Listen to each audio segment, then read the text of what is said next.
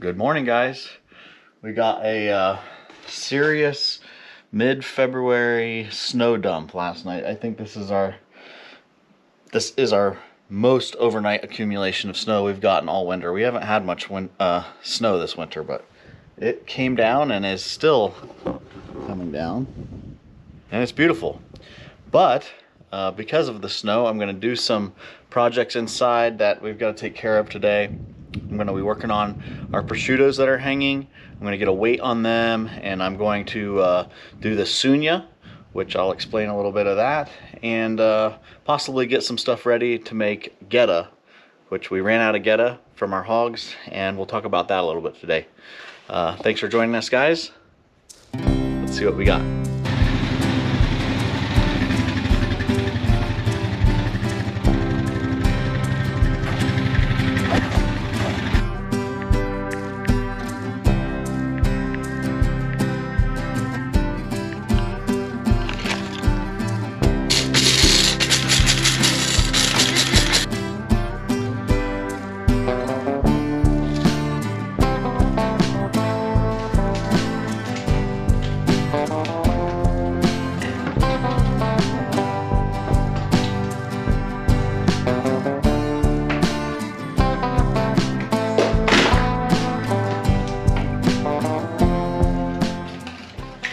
So last spring, I took advantage of the great opportunity to take a 3-day hog butchering workshop from Hand Hewn Farm.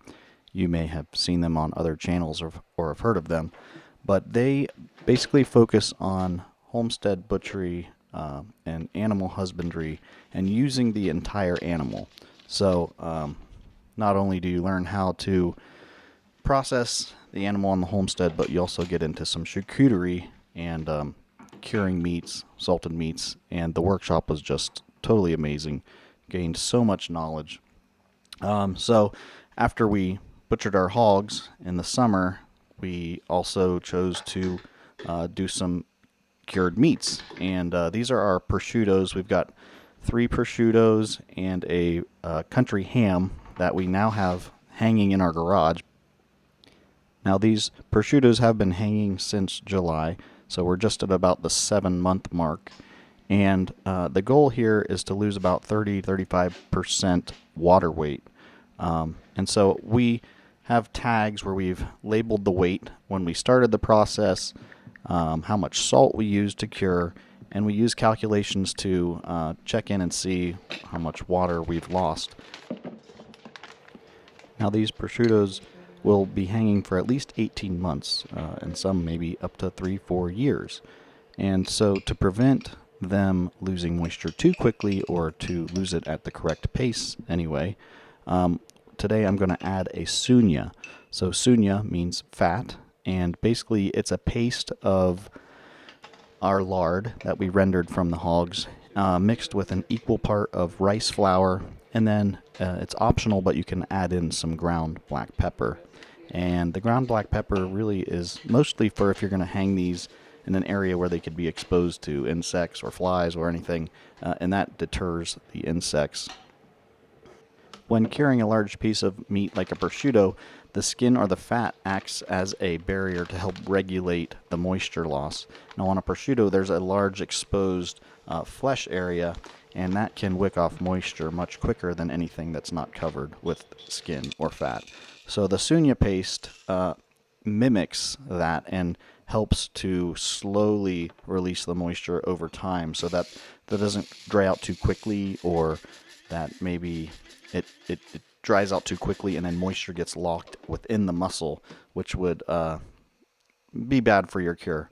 So here I'm just kind of whipping together the paste. I've got my lard at room temperature, rice flour mixed in, some of that ground black pepper, and you're really looking for like a frosting consistency. You don't want this also to be too warm where it's hard to work with.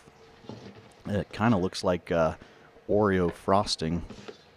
After I get my sugna mixed up, I am going to put it in the refrigerator just to make sure it doesn't get too warm, so it's not hard to work with. I still need to take the hanging prosciuttos and give them a good rinse and scrape. So this is one of our tags. That was from our hog pork chop. we had pork chop and bacon bits, so creatively named. But you'll see some mold forms on the meat as it's hanging, and that's not bad. It's basically a penicillin type mold.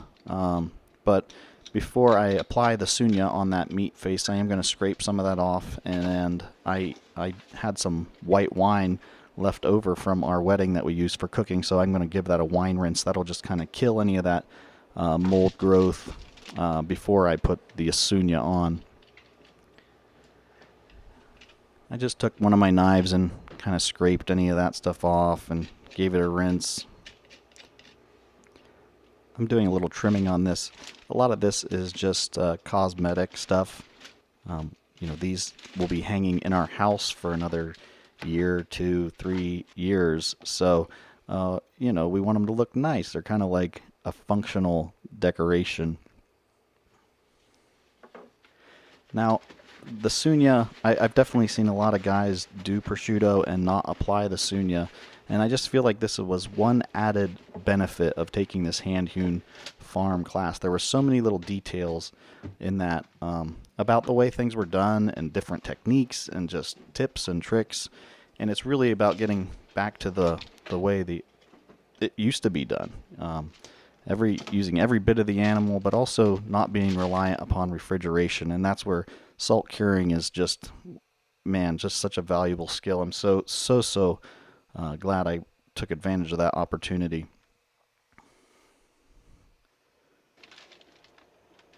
Liz had to help. These hog legs, they weigh 25 pounds still, so they are cumbersome to work with. And I got Liz to help me a little bit do some of that wine rinse. I'm just kind of patting them dry.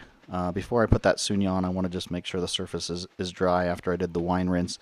I hang them back up in the garage as I'm working from leg to leg and getting ready to put that sugna on. I just want to make sure the surface is dry. I even put a fan on out there just to speed that up a little bit.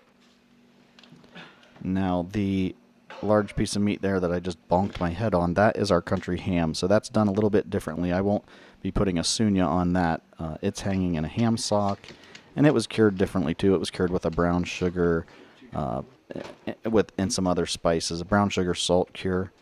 That's my sugna. It looks like I got it to a pretty perfect texture. And now basically just kind of like frosting a cake. It is like a frosting texture. So I just start to cover that exposed meat area. And you do leave the head of the femur exposed there. And that's what I learned in the class, but it seems like also the traditional way. So I'm just applying, about a 1/4 inch thick layer, cover the entire surface of the meat. Plopped some on the counter there. And leaving that femur bone exposed there in the middle. Now, you could probably just slop this on, but again, because we're going to be looking at it for a while, maybe it'll be hanging in our kitchen, or maybe if Liz let me, it'll be hanging in our bedroom. I don't know. Right now, the closest I've gotten them into the house is the garage, but I've slowly worked my way from our walk-in cooler to the garage to getting them inside. But I think this will help a little bit. Once I have this sugna on, it's going to look real nice. And you can put as much artistic detail into this as you'd like. And kind of spreading it on there almost looks like peppery mashed potatoes. But after I get it entirely covered, I'm going to smooth it out, just kind of pat it with my finger to get a nice smooth surface. And, I can get a little bit OCD on these things, but I do look at this as a piece of culinary art. And so I don't mind taking my time. Time put in now. The 10 minutes to spend on one prosciutto. If it's going to be in our house for 2, 3, 4 years, 10 minutes doesn't seem like anything. And the temperature here really did play a difference in how to work with this. So as it's basically the consistency of frosting. So you would know like a butter frosting, when it's warm and melting, would be harder to form like this. So I'm just kind of using my finger to pat it down, smooth it out.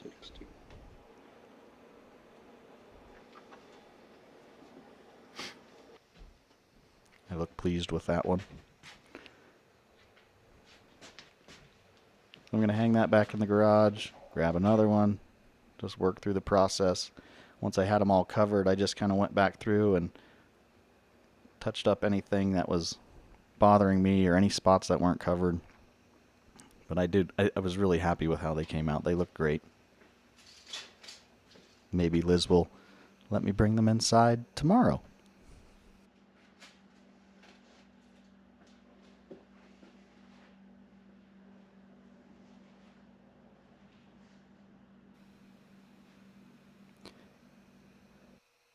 I think Liz was concerned with how much of our lard I used to make the sugna, so I was just showing her we have plenty of leaf lard, nice lard left in the fridge from our pigs.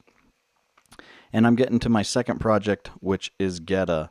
So we made goetta on our pig processing day.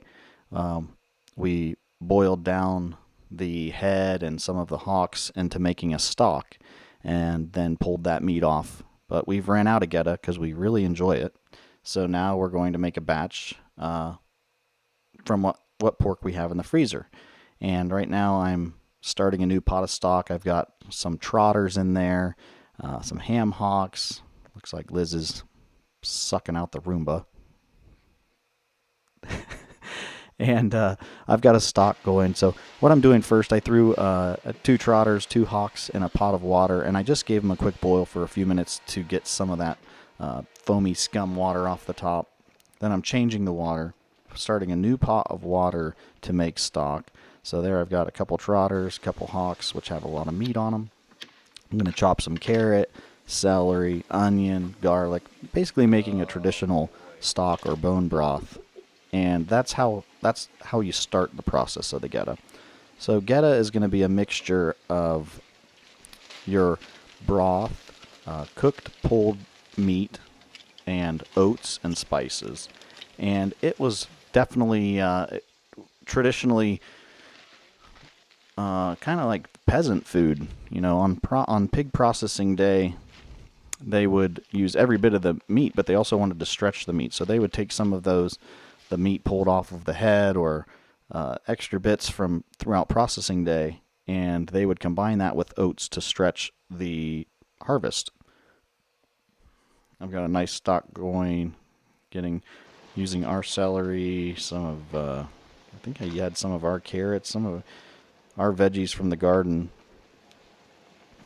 and our pigs. So after I let that stock go, and I let that stock go for about 3 hours, and now I am removing the meat from those hocks and trotters, and basically end up with some really nice slow cooked pork, and I'm just pulling that meat off. Now this meat will get run through a grinder before it's added into the goetta. The goetta is a really nice collagen rich, protein rich dish. You know, you get a lot of collagen extracted from those trotters and the hocks as you make that stock. You can see my buddy Charlie is super interested in the pulled pork process. He's hanging out in the right spot.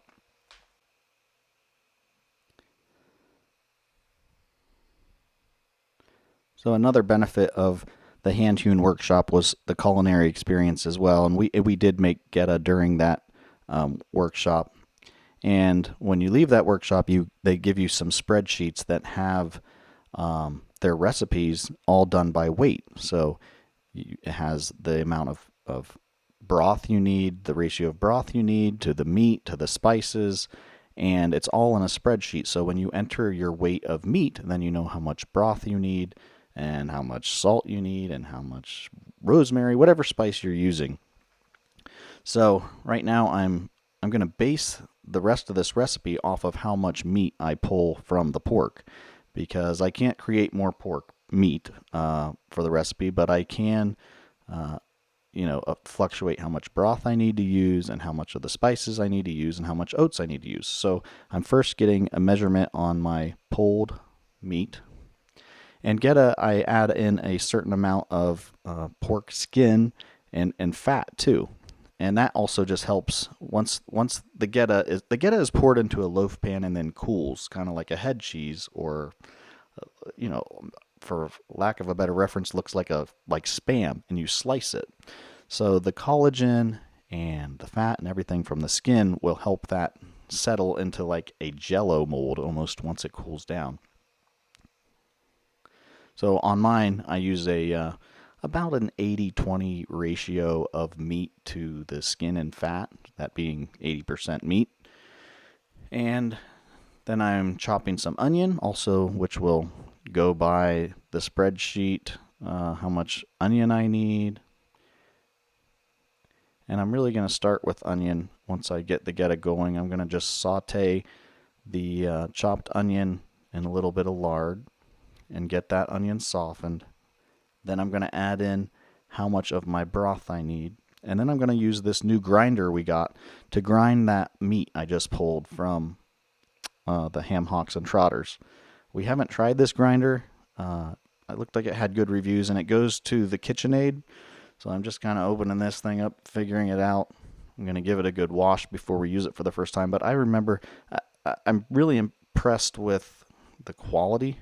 I was concerned that it could be kind of junky or flimsy, but it seemed like really nice steel quality, heavy duty. And this grinder isn't ideal for processing a whole animal, but it is a really nice kitchen grinder, and that's what we're using it for today. So into my stock pot I go with my chopped onion, just getting that sauteed. And really just kind of releasing some of the sugars, softening that up.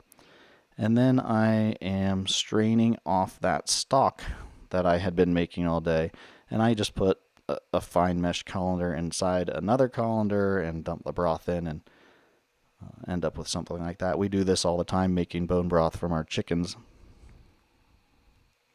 Pulled out my meat that I had pulled from the bones, and I put that in the refrigerator to cool before I grind it. And I'm just going to slowly feed some of that cooked meat through the grinder. And the grinder worked really well. Had no problems with this. I have since also used it to do some ground beef, and the KitchenAid brand meat grinder attachment for your KitchenAid, I can give it 2 thumbs up for these types of projects. So I just like when I'm using a grinder to take it apart immediately, get it cleaned, not have to worry about it later. And probably could have had some other dishes that need cleaned up there, but I did the grinder. So I added my ground meat into my onion. Now I'm weighing out the pork stock that I made on the scale, seeing how much I need, adding that in. And I'm just combining all these ingredients. The next, and to me, the most important thing are the spices, and it's really great cooking some of these old world recipes because I'm using spices I don't always get to use. I've got whole cloves, ginger, coriander, ground mace, a lot of really flavorful spices, herbs and spices that we don't cook with a lot. And then you want to use steel cut oats for this. The best we could find local was some Quaker steel cut oats, and I think they're even still quick steel cut oats, but they work fine. We did use those the last time we made goetta, and it came out perfect. And I've got my ground spices, and basically just kind of cooking this until your oats thicken up. So just like making oatmeal. And then once you got a thick porridge, you add it to loaf pans or whatever kind of shape you want your goetta to be in. I guess you could even use like a bundt pan if you want. But the idea is we're going to add this goetta to the loaf pans, put it into the fridge, and it will harden up, settle like a jello mold. And that's what we got here. I just kind of level them out. And I'll stick them in the fridge overnight, and the next day for breakfast we will pull them out and slice them. And I just covered them up with a little foil. Into the fridge they go, and through the magic of YouTube, the next morning they are ready. And I just kind of dump them out onto a cutting board. Perfect, good texture, and get a nice clean slice. We do ours about, I don't know, 1/2 inch, 1/4 inch to 1/2 inch thick slices, and then we fry them up in the frying pan, and it's awesome. We just like to get a nice crisp crust on each side, and it's a really good option to add to breakfast. You know, we get tired of sometimes of having bacon and sausage every other day, and goetta is something really unique and flavorful with a whole bunch of nutritional benefits. The collagen that we get in there is great. So Liz is plating some of our eggs from our chicken. We've got our sourdough. Those aren't our potatoes yet, but potato season's coming up. Put a little goetta on there, and we've got an awesome breakfast to start the day.